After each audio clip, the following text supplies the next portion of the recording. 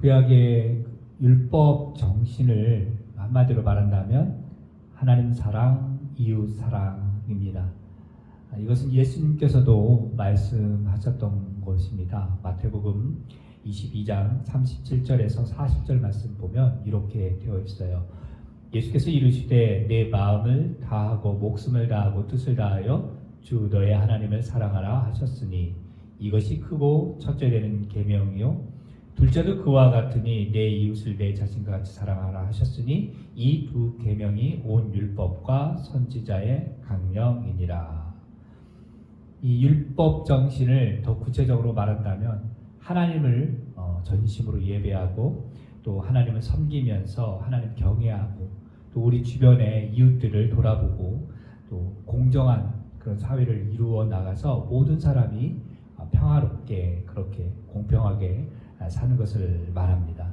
그런데 이스라엘 백성들이 이 율법 정신을 지키지 못해서 그 율법 정신이 무너지게 되었습니다. 그래서 하나님을 제대로 섬기지 못하고 말씀을 순종하지도 못하고 그러다 보니 하나님의 심판이 임해서 결국 이방 나라의 심판을 받아 포로로 끌려가는 일이 성경에 기록되어 있습니다.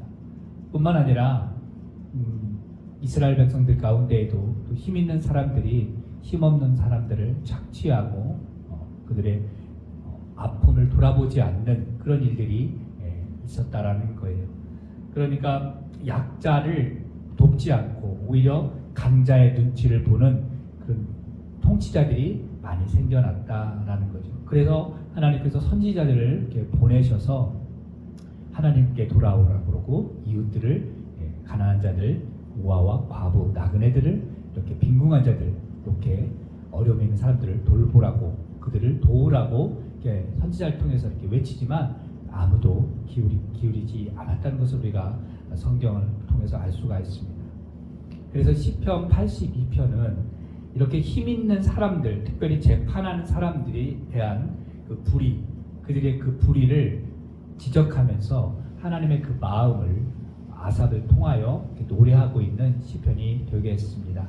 그러면 1절을 한번 살펴보시면 뭐라고 되어 있습니까? 하나님은 신들의 모임 가운데 서시며 하나님은 그들 가운데서 재판하시느니라. 재판에 대해서 이야기를 하시는데 하나님께서 어디 가운데 서셨다고 그래요? 신들의 모임에 서셨다라고 이야기를 하고 있습니다. 여기서 신들이라고 하는 어떤 하나님과 같은 그런 신적인 존재로 보지는 않습니다.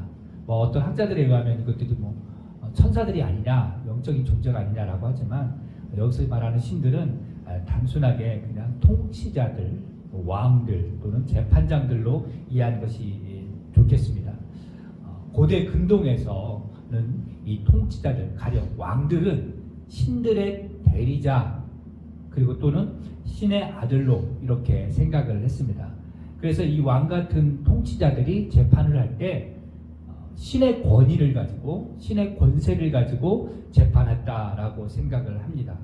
그렇지만 이 신들이라고 불리는 이 통치자들 왕들에 가졌던 그 재판의 권위는 그들이 뛰어나서도 아니고 그들이 잘나서도 아니고 권력이 있어서가 아니라 그런 모든 권세는 누구로부터 왔느냐? 하나님으로 왔다는 사실을 그들이 놓치고 있었다라는 거예요. 근데 성경에서 보면 로마서에 보면 13장 1절에 이렇게 되어 있습니다. 각 사람은 위에 있는 권세들에게 복종하라. 권세는 하나님으로부터 나지 않음이 없나니 모든 권세는 다 하나님께서 정하신 바라. 그러니까 심지어 왕들 그리고 통치자 재판하는 그런 모든 권세들이 그들 스스로에서 나온 것이 아니라 하나님으로부터 왔다라고 하는 것을 사도 바울이 또 가르쳐주고 있어요. 그런데 이 하나님으로부터 나온 이 권세를 가지고 불공정하게 재판하고 어려운 사람들을, 가난한 사람들, 고아들을 돕지 않는다라는 거예요. 오히려 성경 본문대로 악인의 눈치를 보는 거예요. 악인의 낯을 보기를 언제까지 하겠느냐. 계속해서 그 악인들, 여기서 말하는 악인들은 힘 있는 악인들을 말하는 거죠. 그러니까 가난한 사람들, 고아들, 그리고 연약한 사람들을, 빈궁한 사람들을 돕지 않는 그런 악한 사람들, 힘 있는 그 악한 사람들에 대해서 재판하는 사람들, 왕들이 그들을 눈치를 본다라고 하는 거예요. 그래서 이 통치자들이 한마디로 말해서 왜 이렇게 재판을 하는가? 자신들의 이익과 안위를 위해서, 안락함을 위해서 그렇게 권세를 그렇게 악용한다라는 거지요. 그것에 대해서 이제 하나님이 책망하는 것이 오늘 시편 82편입니다. 자, 우리 주변에 보면은 연약한 사람들, 힘없는 사람들, 또 가난한 사람들이 있습니다. 그래서 우리 본문에서 보면 그것을 뭐라고 표현했어요? 가난한 자, 고아, 심지어 곤란한 자라고 표현했고, 빈궁한 자, 궁핍한 자라고 했습니다. 자, 가난한 자, 고아, 곤란한 자, 궁핍한 자, 빈궁한 자, 이거 다 뭐가 가장 연결되냐면 경제적인 것과 연결이 되어 있어요. 그러니까 경제적으로 연약한 사람들이 결국 힘없는 약자가 되는 세상이 되었습니다. 그래서 우리나라에도 그렇지만 이렇게 재판할 때 보면 사람들이 뭐라고 그래요? 유전, 무죄, 무전, 유죄. 이런 말이 왜 나왔겠어요? 힘 있는 사람들은, 돈 있는 사람들은 죄를 지어도 빠져나간다라는 거죠. 오히려 돈 없는 사람들은 재판을 할 수가 없어요. 왜? 변호사 비용도 너무 많이 들고 시간도 오래 걸리고 그러다 보니까 돈 없는 사람들, 연약한 사람들은 그렇게 재판을 포기하는 경우도 있다라는 거죠. 또 하나는 힘 있는 사람들이 너무 강하기 때문에, 악한 사람들이 강하기 때문에 또 재판을 할 수가 없어요. 그들의 눈치를 보기 때문에 이런 일들이 공공연하게 지금도 이 세상에서도 이루어지고 있다라는 거죠. 그런데요, 이렇게 하나님이 주신 이런 권세를 가지고 특별히 재판하는 것에 있어서 약자들을 돌보지 않는 것은 하나님 앞에 범죄하는 거다라는 거예요. 그래서 그것에 대해서 책임을 피할 수가 없다라고 하는 것을 말씀해 주고 있어요. 이 본문에서 이 통치자들이 악인의 눈치를 보면서 재판하고 또 사회적 약자를 돕지 않는, 돌아보지 않는 그런 상황들이 있습니다. 근데 이제 오늘 본문하고는 조금 다를 수도 있는데, 약자를 돌아보지 않고 약자가 지금 공경에 처해 있음에도 그걸 알고도 돕지 않는, 그래서 그것이 죄가 되는, 그래서 심판을 받는 이야기가 있는 단편 영화가 한 편 있습니다. 중국에서 만든 영화인데요. 제목은 버스 44. 유튜브 찾아보면 나오는데요. 이게 무슨 내용이냐면 중국 시골길에서 어떤 여자 버스 운전기사가 이제 운전을 시골길을 막 갑니다. 그래서 가다가 어떤 한 사람 젊은이를 태워요. 그래서 젊은이랑 승객하고 이제 이야기를 좀 주고받으면서 가고 있는데 한참 더 가다 보니까 또 젊은 두 사람 남자를 태웁니다. 근데 타자마자 이 사람들이 강도로 변해요. 칼을 들고서 위협을 하고 승객들에게 돈을 다 뺏어요. 그걸 뺏고 나서 이제 내리려고 하다 보니까 운전기사가 여자잖아요. 그러니까 이 여자를, 운전기사를 끌고 밖으로 끌고 가요. 그런데 돈을 뺏길 때도, 운전기사를 그렇게 끌고 내려갈 때도 누구 하나 그 버스 안에 있는 승객들은 관망만 해요. 쳐다보고만 있어요. 돕지를 않아요. 그 여자가 이 운전기사가 내려가면서 쫓겨 끌려가면서 살려달라고, 도와달라고 소리를 지르는데 아무도 나서지 않아요. 왜? 나섰다가는 칼 맞을까봐. 자기 일이 아니라고 생각했던 거예요. 물론 돈은 뺏겼지만 그 여자에 대해서 자기 일이 아니기 때문에 오기만 해요. 버스 안에서. 그러다가 나중에 처음에 태웠던 그 남자가 안 되겠다 싶어서 쫓아가요. 그래서 그 운전기사를 도와주려고 하다가 그 강도들한테 두드려 맞고 칼에 맞아요. 상처를 입어요. 그리고 여자는 끌려가서 성폭행을 당합니다. 그리고 그 강도들은 도망을 치죠. 그래서 그 여자 운전기사가 다시 버스로 돌아와요. 그래서 운전석에 앉고서 분노하면서 또한 억울해하면서 깊은 생각에 빠져요. 그러고 있다가 그 여자를, 그 운전기사를 도우려고 했던 그 사람이 쩔뚝쩔뚝 하면서 칼을 맞았기 때문에 버스를 타려고 그래요. 근데 운전기사가 타지 말라고 그래요. 타지 마. 내려. 그래서 막 소리를 지르고 내리라고. 그러면서 그 젊은 남자의 가방을 밖으로 집어 던져요. 그리고 차 문이 닫히고 차는 출발합니다. 그러면서 이 젊은 남자가 나는 도와줬는데, 나는 도와줬고 난 이렇게 칼을 맞았나 하면서 그러면서 그 버스를 바라봐요. 그러다가 상처를 입고 토박토박 걸어가는데 어떤 차가 와서 태워줘요. 그리고 한참을 가는데 경찰차가 있고 사람들이 웅성웅성하고 경찰이 막 뭘 조사해서 내려서 보니까 교통사고가 난 거예요. 버스가 전복이 돼서 보니까 승객이나 운전사가 모두 다 죽었습니다. 그래서 무슨 일인가 보니까 그 버스에 보니까 자기가 탔던 버스였어요. 즉 그 여자 운전기사가 잘못했는지 아니면 전복을 고의적으로 했는지는 나오진 않지만 아무튼 다 죽었어요, 거기서. 그래서 그 남자는 생각을 하면서 영화가 다 끝이 납니다. 그래서 많은 걸 생각하게 해줘요. 그 여자분이 어려움을 당했을 때 연약하셨잖아요. 힘없는 사람이었잖아요. 그것을 다 버스 안에 있는 모든 사람들이 다 쳐다봐요. 아무도 도와주질 않아요. 오직 한 사람만. 그리고 자기도 칼을 맞고 두드려 맞고.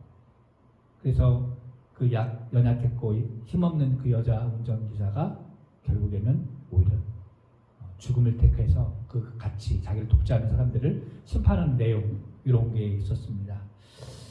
이 영화를 보면서 어려움에 처해 있는 사람, 공경에 처해 있는 사람을 보고서도 모른 채 하는 것은 죄다. 옳지 못한 것이고 그것은 해서는 안 되는 것을 보여주는 내용이었다라는 거예요. 여러분, 우리 주변에 경제적으로 어려움이 있고 또 힘이 없고 연약한 소외된 사람들이 참 많이 있습니다. 우리들은 그런 사람들에 대해서 무시하거나 무관심해서는 아니 되고 돌보아 주어야 합니다. 하나님의 사랑을 그들에게 실천하는 율법 정신, 하나님 사랑, 이웃 사랑, 이 율법 정신을 우리가 실천하는 우리가 되었으면 좋겠습니다. 또 오늘 본문 보면 5절에 보니까 그들은 알지도 못하고 깨닫지도 못하여 흑암 중에 왕래하니 땅의 모든 터가 흔들리로다 라고 이야기하고 있습니다. 자, 흑암에 왕래한다라고 하는 것 결국에 뭐냐면 이 흑암은 죄를 상징하는 겁니다. 악을 상징합니다. 거기에서 빠져나오지 못하고요. 땅의 터가 흘린다는 것은 뭐냐면 세상에서 지켜야 할 하나님의 그 주신 규범, 그 율법 정신이 흔들리게 되었다라는 거예요. 이 땅 가운데서 하나님의 그 율법 정신이 흔들리게 되었다라는 거예요. 왜요?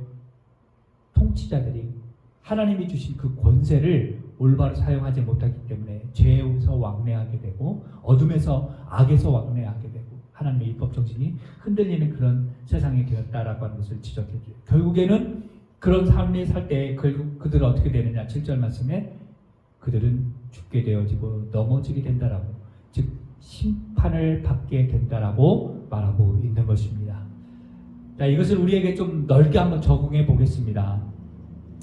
우리가 예수 그리스도로 말미암아 거듭난 하나님의 자녀가 되었다라고 그래요. 그렇죠? 영접하는 자, 곧 그 이름을 믿는 자들에게는 하나님의 자녀가 되는 권세를 주셨다라고 요한복음 1장 12절에 말하고 있잖아요. 우리에게는 하나님 주신 권세가 있습니다. 그러면 그 권세를 어떻게 사용해야 되냐? 올바르게 사용해야 되죠. 그런데 우리가 하나님의 자녀라고 이야기하면서 다른 사람들을 어떻게 해요? 정죄합니다. 판단합니다. 또 비판합니다. 그리고 뒤에서 수근수근하고 모략합니다. 비방합니다. 자, 하나님의 자녀가 된 우리가 하나님의 권세가 있으면서 이웃에 대해서 그렇게 잘못된 판단을 한다. 이것은 죄가 되는 거예요. 옳지 못한 일이라는 거예요. 오히려 하나님이 주신 그 권세, 자녀된 그 권세를 어떻게 사용해야 되냐? 계속해서 말하는 게 사회적인 약자들을 돕고 구제해야 된다라는 거예요. 꼭 이게 돕고 구제한다라는 거 생각하니까 물질로 도와야 되나? 라고 생각할 수도 있지만 물질뿐만 아니라 기본적으로 그들의 연약함을 관심 가져주고 우리가 할 수 있는 대로 섬기는 거예요. 그래서 사법적 정의와 공의를 우리가 실천하면서 돕는 것입니다. 이렇게 보면 똑똑하고 잘나고 이렇게 많이 배운 사람들은요, 사회적 정보를 빨리 알아요. 법적 제도를 잘 이용합니다. 그런데요, 사회적으로 잘 못 배우고 연약한 사람들은 법적인 제도를 잘 몰라요.